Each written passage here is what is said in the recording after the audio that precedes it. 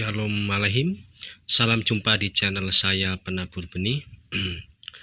Langsung saja Bapak Ibu yang terkasih, beberapa hari yang lalu ramai diberitakan dalam media sosial bahwasanya seorang budayawan terkenal yaitu Bapak Ema Ainun Najib atau yang dikenal dengan nama Cak Nun atau Mbah Nun membuat pernyataan kontroversial yang menyebut Jokowi sebagai Fir'aun.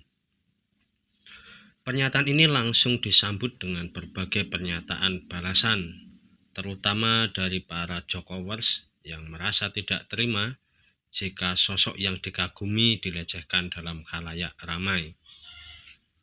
Nah, saya yang bukan termasuk Jokowers dan Cak Nunkers ingin membahas problem ini dalam perspektif yang berbeda.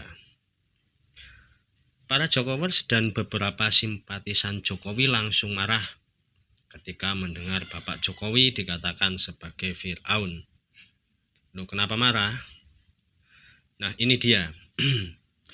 Orang-orang hanya tahu Fir'aun itu dari sudut pandang agama yang dikenal jahat, otoriter, dan bahkan menyebut dirinya sebagai Tuhan. Sebagian besar orang tidak tahu bahwa Fir'aun itu sebenarnya bukan nama. Fir'aun itu adalah sebuah gelar bagi raja-raja Mesir kuno ya. Nah, Fir'aun sendiri itu berasal dari bahasa Koptik, yaitu Paro. Dalam bahasa Inggris itu disebut Paraoh. Nah, dan Firaun itu adalah sebutan dalam bahasa Arab yang artinya adalah rumah besar. Maka makna dari kata Fir'aun atau Paraoh atau Paro dalam bahasa Koptik adalah orang yang tinggal di dalam rumah besar atau istana. Nah, Fir'aun sendiri ada banyak saudara-saudara. Misalnya ada Fir'aun yang bernama Tutankhamun, Ramses, Ahmose, Amonhetep, dan Cleopatra. Belum lagi para Fir'aun ini juga dari Tutankhamun, Ramses ini masih ada Tutankhamun 1, Tutankhamun 2, ya, Ramses 1, Ramses 2, dan masih banyaklah Fir'aun-Fir'aun yang hidup pada zaman Mesir kuno pada waktu itu. Kitab-kitab suci dalam agama Samawi seperti Alkitab dan Al-Quran memang tidak menjelaskan sosok Fir'aun secara spesifik. Karena tidak menyebutkan secara spesifik, maka seolah-olah seorang Fir'aun itu hanya seorang pribadi yang terdiri dari satu orang saja. Padahal raja-raja Mesir yang disebut Fir'aun itu ada dalam rentang waktu yang sangat lama, yaitu dari tahun 4000 sebelum Masehi sampai 30 sebelum Masehi. Dinasti Ptolemeus yang pada waktu itu dipimpin oleh seorang perempuan yaitu Fir'aun Cleopatra, itu adalah kefir'aunan yang terakhir yang pada akhirnya ditaklukkan oleh Kekaisaran Romawi kuno pada zaman Octavius atau Octavianus Augustus menjadi Kaisar Romawi. Nah, saudara-saudara, dari sekian banyaknya raja Mesir yang bergelar Fir'aun itu tentu saja tidak semuanya jahanam dan lalim seperti yang dipahami oleh sebagian orang. Nah, untuk memahami Fir'aun ini kita juga perlu memahami kebudayaan yang ada di Mesir kuno waktu itu. Kalau Anda mendengar kata Mesir, hal yang Anda tahu selain Fir'aun tentu adalah piramida, Sphinx, dan mumi ya. Karena hal itulah yang memang sering terekspos dalam media dan juga buku-buku sejarah kita. Anda mungkin tidak tahu bahwa Kekaisaran Mesir itu adalah peradaban manusia pertama yang multikultural. Ya, ada orang Koptis sebagai penduduk asli, ada orang kulit hitam dari Afrika, ada orang-orang Semitis dari Asia, dan ini adalah leluhurnya orang Arab dan Yahudi. Ada orang Yunani yang mana kelompok manusia ini tadi semua tinggal dalam satu entitas kekaisaran bernama Kekaisaran Mesir. Orang-orang Mesir sendiri adalah orang-orang yang sangat menjunjung kebersihan dan kesehatan serta bangsa yang sangat mengagumi fashion. Saking bersihnya, para pria Mesir tidak berambut, dan para wanita Mesir itu dulu sudah menemukan lulur untuk kulit, wewangian untuk badan, dan menemukan cara untuk meluruskan rambut. Bangsa Mesir juga adalah bangsa yang mempraktekkan emansipasi, di mana perempuan memiliki kedudukan yang setara dengan laki-laki. Maka makam-makam Fir'aun itu biasanya tidak hanya ada patung Fir'aun seorang diri, tetapi berdua dengan istri atau permaisurinya.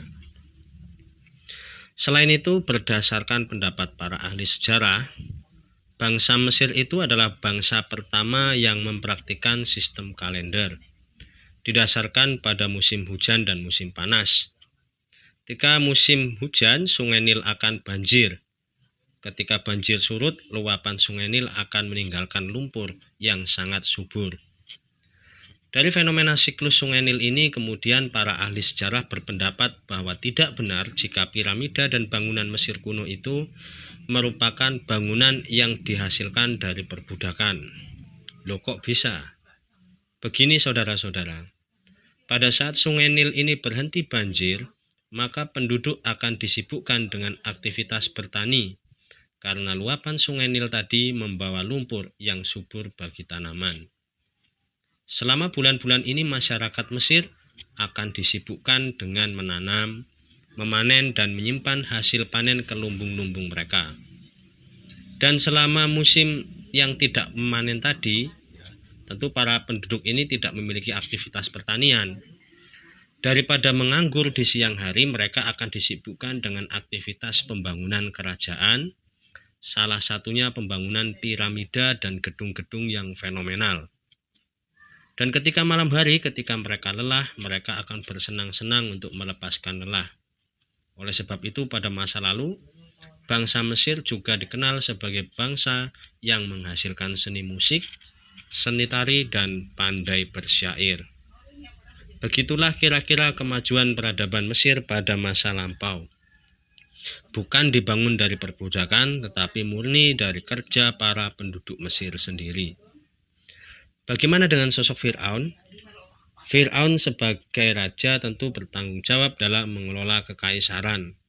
Selain mendirikan piramida, mereka juga membangun saluran irigasi pertanian, lumbung-lumbung pangan, dan memastikan tidak ada satupun masyarakat Mesir yang kelaparan.